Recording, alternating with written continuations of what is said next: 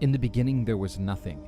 The universe consisted of a great chaotic ocean, and Ben emerged amid this primal chaos. Ben was a huge pyramidal mound. There was a lotus flower with Ben, and this, when it blossomed, brought the god Ra to the world, and light came with him. Ra by himself generated the first generations of gods. Shu, the god of the air, and Tefnut, the goddess of rain, were born. The universe was enwrapped by a vast mass of primordial waters. Shu and Tefnut plunged into the waters to explore its immensity.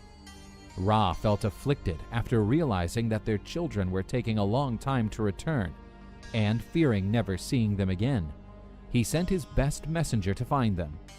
Shu and Tefnut returned safe and sound, and Ra's joy was so immense that human beings were born from his tears. After returning, their children generated in turn Geb, the god of the earth, and Nut, the goddess of the sky, and thus the sky and the earth were created.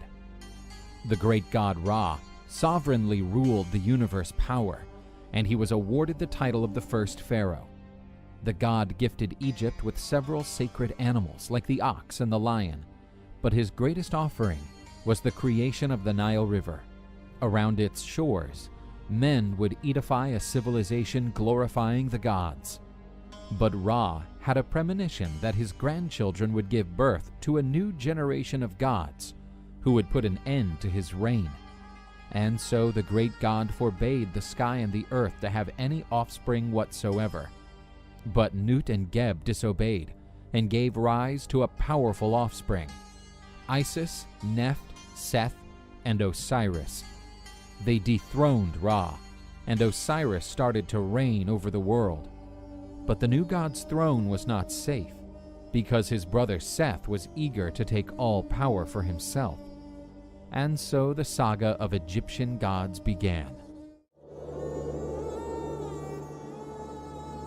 After deposing the god Ra, the deity who gave origin to the Egyptian world, Osiris became the new god of the universe.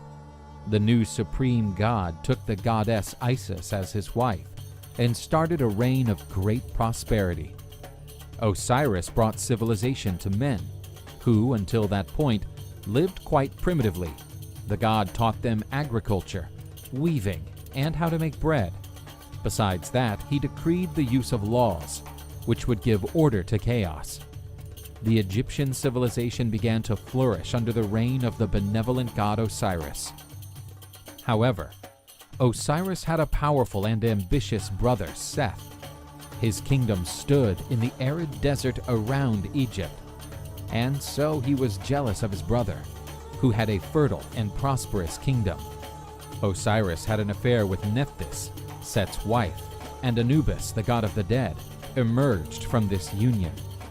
Angered by his brother's betrayal, Set prepared his revenge. The god of the dry lands and personification of evil invited Osiris for a great feast in his honor.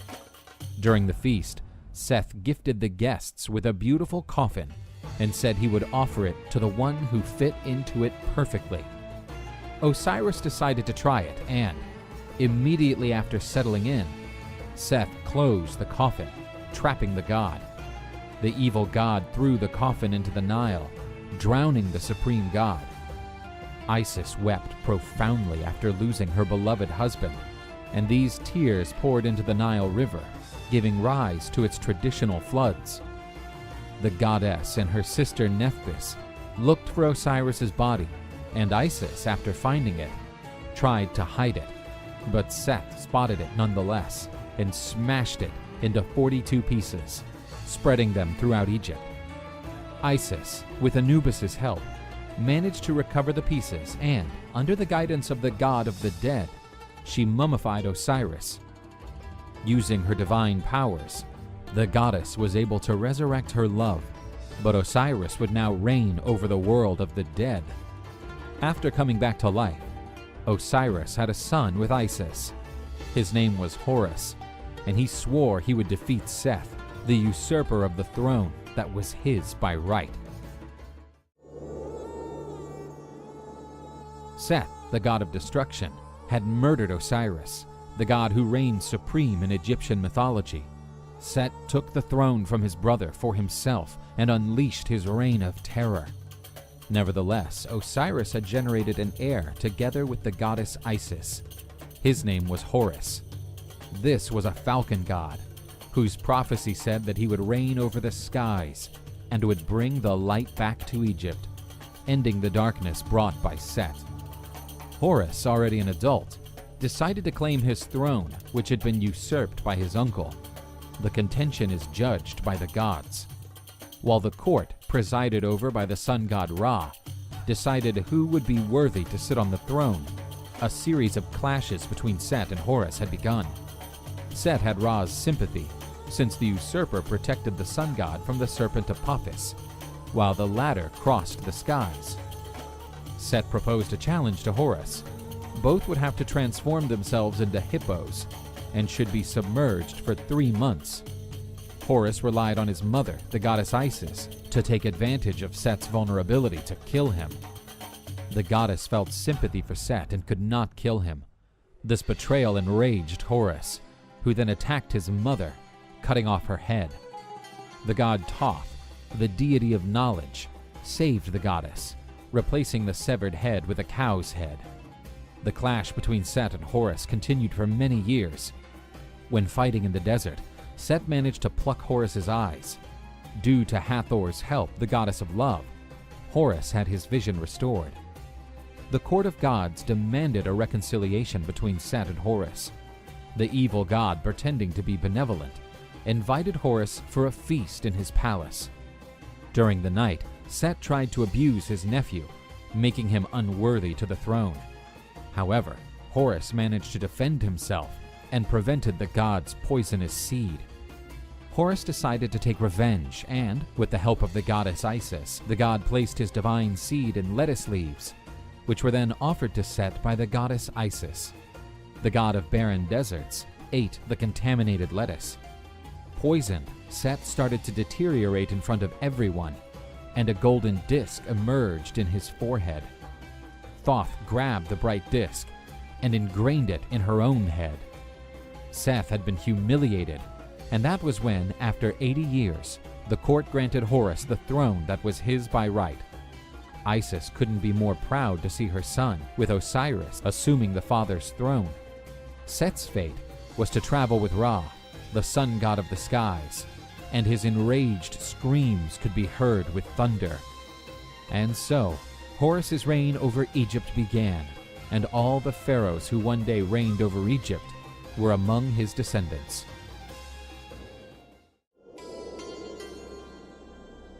Ra is the sun god in Egyptian mythology. This god is usually depicted as a being with a man's body and a head of a falcon. The sun disk is over his head. He had been one day the greatest of all gods, but time wore him down, and finding himself too old, he decided to relinquish the power and go to the skies. This god is one of the most revered figures in Egyptian mythology. As the sun god, one of his duties was to drive away the darkness, and to accomplish his work, the god crossed the skies on his sunboat, lighting the whole world. But when the twilight came, he and his vessel plunged into the sea waters towards the underworld. There he would have to sail through the dark world and cross the 12 gates, which would be the 12 regions of the netherworld. Ra took an hour to go through each gate. Osiris was in one of them, the lord of the underworld, whom Ra always visited to pay his respects. But before leaving the underworld's darkness, the god was attacked by the terrible snake Apophis. This force of chaos tried to destroy the god's vessel, and each day the serpent seemed closer to accomplish her desire. Apophis once managed to swallow the sunboat, putting an end to the sunlight in the morning. But the serpent failed to hold the god in her stomach and regurgitated him. This event was marked as a solar eclipse. However, destroying Ra's boat became more difficult, since Set, the god of destruction, after losing the dispute of the supreme throne for Horus, had been condemned to navigate with Ra across the skies. He helped the sun god, defending his vessel against the terrible serpent, defeating it several times, making Ra's underworld journey safer. The god Ra was a figure worshipped throughout Egypt, but this god was especially adored in the city of Heliopolis. The god's prestige was so vast that other traditions of Egyptian religions of antiquity merged the god's depiction along with the greatest figure of their own pantheons. For instance, the figures of the supreme gods Amun and Atum were also known as Amun-Ra and Atum-Ra. The god's name was used by many pharaohs. Ramses is a well-known example. His name means son of Ra, or the son of sun, and so the pharaoh would strengthen his divinity before his subjects. Anubis, the god with a jackal head, is a deity of the Egyptian mythology connected to life after death. The god is one of the most ancient Egyptian deities, and therefore his role changed as the centuries went by. Anubis was already considered the main deity linked to death and the underworld's god, but this role was transferred to the god Osiris. The jackal god was also considered the god of embalming and mummifications. In funeral rites, it was common to see a priest wearing a jackal mask during the mummification process. The god was also considered as the protector of tombs and cemeteries, therefore protecting the bodies of those who went to the underworld. Anubis is the son of the goddess Nephthys, wife of Set. But his son was not born of the union with her husband, since Nephthys had been disguised as the goddess Isis, and so she mingled with Osiris. Set, coming to terms with that act of disloyalty, plotted against Osiris, killing him and scattering his body parts throughout Egypt. After Isis gathered all the parts, Anubis helped the goddess during the god's funeral ritual. So Anubis transformed the body of Osiris into the first mummy. Anubis became the deity that led the spirit of the dead to the underworld, where the dead would be judged by a court presided over by Anubis. The god placed the deceased's heart in Osiris's scale and the feather of truth on the other side. If the heart was heavier than the feather, it indicated that it was full of wickedness. He was then delivered to Ammit, a demonic creature known as the Heart Devourer. If the feather was heavier than the light heart of the soul of the righteous and good, Anubis would take the person to Osiris, and the deceased stepped into life after death.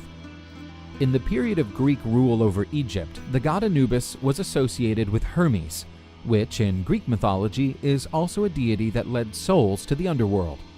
This association gave rise to a deity called Hermanubis, which became popular during the period of Roman rule. Anubis is certainly one of the most popular divinities in Egyptian mythology, the god accountable to lead souls to the afterlife.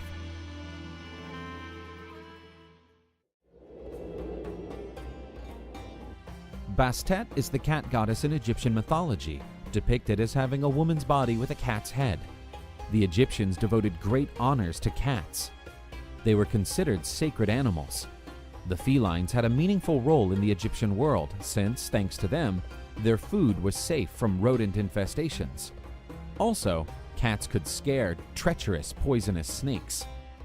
Bastet is a goddess associated with the sun, and because of that, the goddess followed Ra during the day in his solar boat, crossing through the skies.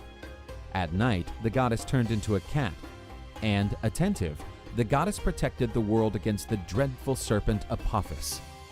The goddess was worshipped throughout Egypt. Doing harm to any cat was a terrible sacrilege. The author of such a violent act could be punished with death. Cats were seen as family members, and according to some reports, whenever a house was set ablaze, the cats entered the burning house to help their residents escape the fire. Sometimes, these cats appeared to be dead in the flames, but they returned to life thanks to the goddess Bastet, emphasizing the popular saying of a 9-life cat. For being sacred animals, cats were mummified, and Egypt has cemeteries dedicated to these animal mummies. According to some versions, the goddess Bastet is linked to Sekhmet, the lion goddess. This goddess was violent and bloodthirsty, but was tamed, becoming a gentle and milk-drinking cat goddess. In other versions, Bastet and Sekhmet were sisters and Ra's daughters. Even after the end of the worship of the Egyptian gods, cats, to this day, continue to look men up and down, hoping to have their deity acknowledged again.